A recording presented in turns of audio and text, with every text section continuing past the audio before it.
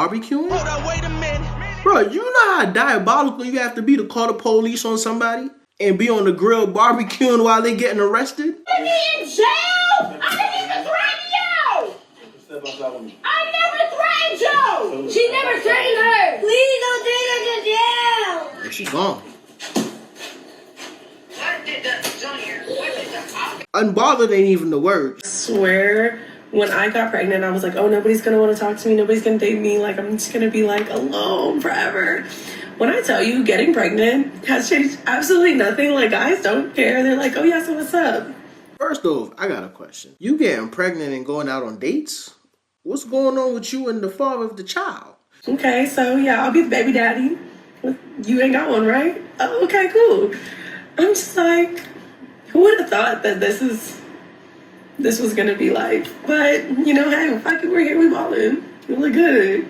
Period. There is nothing like prego pum pum, especially when you know you don't gotta wear no Jimmy. Them folks are trying to go to work without wearing a hard hat. That's what's going on. Morally, it's wrong. Morally, for you also, man, you shouldn't be out here dating while you pregnant. You should be concentrating on the future of that child. Well, I guess that's what you're doing, right? You're looking for a stepfather, but You about to get arrested. you better not swing that. Excuse me, this my side of the house. Oh. Excuse me. Stop feeding the squirrels, Lane. Excuse me, funny. Excuse me. Excuse me. Excuse me. Excuse me. You know I'm calling 911, right? Yeah, I got assault. Hit my woman! Hit my woman! Excuse me. Hit my woman! Excuse me. Excuse me. Excuse me. Hit me again. Excuse me. Excuse me. Ooh, I know that one hurt. Oh, I'm calling the cops. I don't know who's... Yeah. That's not working. I haven't touched her. No, she ain't. It ain't worth it for her. 2x4. 8 times. We're sweeping up the bread because she's feeding the squirrels. Squirrels. I have animals. I'm giving fleas. She's nuts. I just got assaulted. She needs to go away. It's okay. Okay, listen, you can't go around just hitting people. But now, y'all mad that she's feeding the squirrels on her property. I ain't gonna lie, bro. I don't know whose side to be on. You need to talk to them. Yes. Yes. Yes. Yes. I told you. Hands behind your back. I told you. I told you you were getting arrested, Lane. You shouldn't have hit him. No, she's not a victim. Okay. She's fine. What are we here for? For me, come on up. Because she's... Okay, I don't know. I don't know. I think I'm gonna be neutral in this one. You can't go around hitting people with 2x4s. That's not the world we live in. You just can't go around doing that. You can't go around assaulting people. Now, somebody please explain to me what is the problem with her feeding squirrels on her property, on her side of the street. I cannot date no scary ass man. Today I went on a workout with this guy I'm talking to, and he starts walking me home. As he's walking me home and we get closer to my building, we see there's 3 guys outside playing with a soccer ball on the grass. We don't think nothing of it because of the fact we're going to walk around. The closer we get, out of nowhere, the soccer ball smacks me in my face. So I stop and pause because I'm like, I know this ball did not just hit me in my face. And I look at him, and he's standing there like he's holding the air up. So then I just hear a whole bunch of laughing, like they are hee hee ha ha laughing. So I realize I'm about to crash out. I turn around and I look for the ball, and the ball is rolling towards the street. So I start running after the ball, and I hear behind me, oh, that's my ball, I'm coming to get it. I don't care. I start guiding the ball towards the sewer because I'm going to kick it down there. So I start guiding the ball towards the sewer, and I start kicking it until it goes fully in the sewer. So he catches up to me. He goes, did you do that on purpose? I said, did you hit me in the face with the ball on purpose? He was like, oh, I was about to come say. I was like, no, not about what you were about to come say. You should have said I was sorry. He was like, well, what are we going to do? I said, yeah, what are we going to do? What's up? What are we going to do? So I'm really crashing out because of the fact that you had all that time to say I'm sorry and you didn't say anything. So me and him are exchanging words, and you know how white men get. They always get like they want to square up with a black woman. So I'm like, what's up? What you want? What you want? So I'm really going crazy. The dude I'm talking to out of nowhere comes in between. He starts guiding my hand, and he's pulling me. He was like, come on, it's not that serious. Come on, it's not that serious. So I really start going up because what do you mean, come on, it's not that serious? So I start going out and I start cursing everybody out. I mean, I'm full on scream. So then I buzz myself into my gate and I just slam the door on him and everybody out there because I'm like, yeah, what are y'all going to do to me? Get out of here. So I go upstairs and I'm really, really pissed. So he keeps calling me, and I don't say anything. And then he calls me again and I was like, you a bitch. Why you ain't stick up for me? Them In my face. Facts. You didn't say nothing. They hit me in the face with the saw. wall. He was like, they didn't do it on purpose. They was about to apologize. I said, I don't give about shit. You're scary. You really stood there like it was Adrian Bronner pressing you. It wasn't even Sexy Red pressing you. And you supposed to be from St. Louis? Yeah, get out of here, nigga. Get out of here.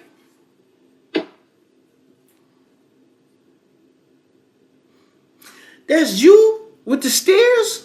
I cannot date no scary ass man. Bro, I didn't even realize that was her, bro. The last video I reacted with her, me and her had a little stare down. But, you right. Usually, bro, it would be in our best interest not to crash out when it comes to females. Because sometimes your girl will put you in an awkward situation. And I know a lot of y'all have been in situations that young ladies have put you in that could have ended differently or could have went differently, but they escalated it. But in this situation, I feel as though that's a crash out moment. You walking with a chick and somebody hit her in the face with a ball, that's a crash out moment, dog. Somebody told me that I look better without my makeup, and I said, oh my God, let me go do my makeup. And in the what you call of all of that, the thought came to me that the only reason men say they like women without makeup is simply because when women are not put together, they think they have a chance because they think she has low self-esteem. She doesn't really care about herself. So she's more than likely gonna go for any type of fucking man. Women that look put together, they can come off as intimidating to certain type of men. And they know they'll never have a chance with you. So, yeah. They want you to look like bums because they think they have a chance with you. They think you're beneath them. And you should be grateful that they're even speaking to you. They can't do that with a woman that looks like she loves herself, that puts herself together. Boy. And also, it's not just about makeup, but that was an example. But yeah, even with the clothes and stuff, when you dress all homely and stuff like that, that's why you see girls, they just... I can't do it anymore. Man, God forbid a man thinks that your natural beauty is enough. God forbid you wake up in the morning with no makeup on your face and I'm just in awe how you naturally glow. I'm trying to make it so I feel as though I have a chance? Are we serious right now? Where did you pull that from? You have a vivid imagination. I think that you have a career in either writing movies or writing scripts or writing something because you pull that all the way out your ass. Okay, if I, at the big age of 40, go into a gas station, right, and the owner's wife tells me to put my backpack at the door, and I do it. I go grab 4 waters. I decide I don't want them. I put it back. And this whole time, the owner's wife is still following me around because her bitch ass thinks I'm stealing. I come back towards the door because I'm going to exit. Everybody thinks I stole something. I leave the store peacefully, didn't cause no ruckus in the store. But now, the store owner and his grown son are chasing me because they think that I stole something. So of course, I'm running too because why are these grown men chasing me, right?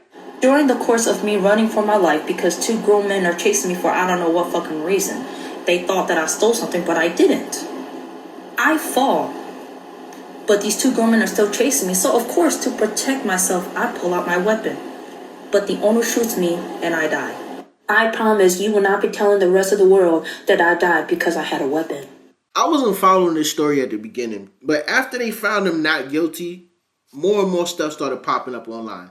The craziest thing that I heard, which is weird to me that they found him not guilty, is that this same situation with the same store owner has happened multiple times. A trail of empty packaged water will show you where Cyrus was running from to where he was shot in the back. It's heartbreaking. 16-year-old Kevin Snyder was one of many adding flowers to a growing makeshift memorial for Cyrus. Snyder saying this incident hits close to home. It really could have been me. It could have been anybody. Leon Lott said it best that, a bottle of water should not have to take a person's life, especially a 14-year-old in our community. A community now doing what they can to come together, but also outraged. We already have one incident of a store owner, then the city and law officials need to do whatever they can to investigate that individual and make sure that it doesn't happen. John Tyler is a community activist. He's referring to incidents like this caught on camera where the gas station owner Rick Chow appears to be fighting another young customer. With this being not only his first but his third infraction as a store owner, me as an activist and a citizen want to know, why wasn't he stopped the second time? He has used his gun multiple times on different people in different situations where he should have just called the police. I'm going to be honest with you. It'll be crazy to me if that store opens back up. If that store opens back up and y'all continue to give them business, shame on everybody in that community. Can someone please tell me what is going on with men wanting to get their lives ruined? Almost every other DM or message I get is like, please ruin my life. Oh, you look like you ruined my life. Please ruin my life. I'm nuts. It's crazy that she just added that part. Yes, ma'am, you look like you ruin lives. You look like walking PTSD. Y'all need some serious help. If you want a woman to ruin your life, I don't understand it. Is this a new thing with dating? I don't know what you would call this. I don't know if we're judging a book by its cover. I feel as though we're judging a book by its cover. But based on you and your looks, and I went through your page after reacting to this, yes, you look like you probably ruined some lives. How many heartbroken men have you left in your wake? How many stalkers do you have? You look like you create stalkers. I was taught racism by my grandfather. He is from a town in Alabama, and I didn't realize I was being taught racism and to be a racist person until after he was gone, until I sat down and reflected and did the responsible thing for a white person to do and educate myself, not rely on black people to educate me. And I learned very quickly, that everything I had been taught was a lie. And so I'm going to tell you what my grandfather told me. He said it with the most love I think he possibly could. I think we also have to take into consideration that this man was born and raised he was born on a farm in Alabama. He was very educated, but also I think growing up in that world, I hate making excuses for people. I'm not making excuses for him. I feel as though if he were alive today, his opinions would not be what they were. But growing up, I was told.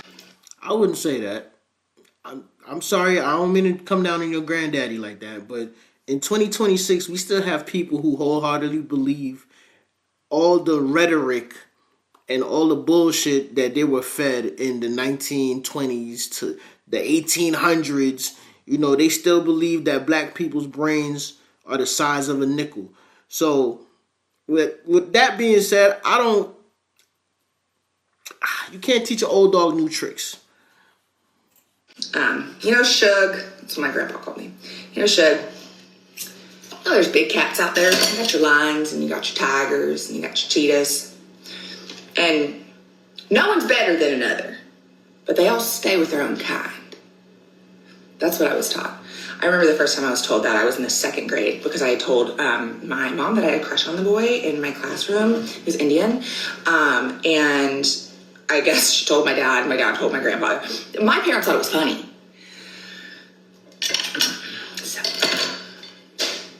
I am now extraordinarily anti-racist. If I hear you make fun of someone's accent, if I hear you say a phrase that you don't know is rooted in racism, I'm calling your ass out.